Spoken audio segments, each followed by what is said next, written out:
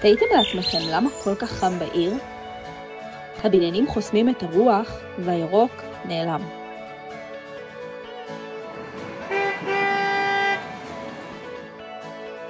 הבטון, האספלט והזכוכית לוכדים את החום.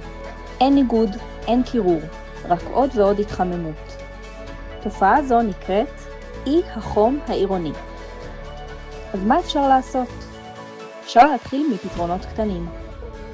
להתקין ציליות, מזרקות ולחזור לחיפויים טבעיים. ואולי פשוט לשתול עץ. להחזיר טבע לעיר.